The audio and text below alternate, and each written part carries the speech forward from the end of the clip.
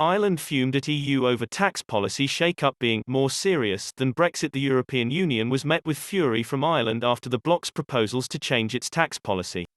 Corporation tax has been a subject of tense debate amongst the world's biggest economies in recent weeks. Earlier this month, the European Commission backed a call from US Treasury Secretary Janet Yellen for a global minimum corporate tax.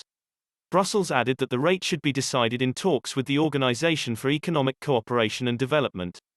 But adopting this policy in the EU may be easier said than done because corporate tax rates in the bloc's 27 member states vary widely from 9% in Hungary and 12.5% in Ireland to 32% in France. Ireland in particular has presented tough opposition to the idea of harmonized tax in the EU.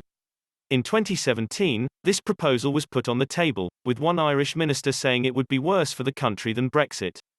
Then European Commission President Jean-Claude Juncker argued that Europe has to be able to act quicker and more decisively and added that existing EU rules should be used to reduce the power of individual member states. The government in Dublin immediately replied, the Irish government would not favour any change to existing EU voting rights on corporation tax.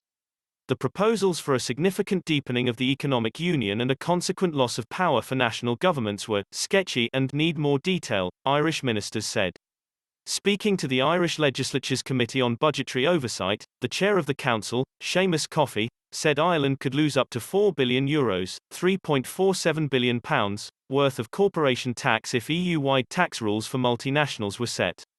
Asked by Fianna Fáil's Dara Calleary which posed a bigger threat to Ireland, Brexit or the new corporation tax rules, Mr. Coffey said, let's assume they both happen, in my view the latter would be more serious.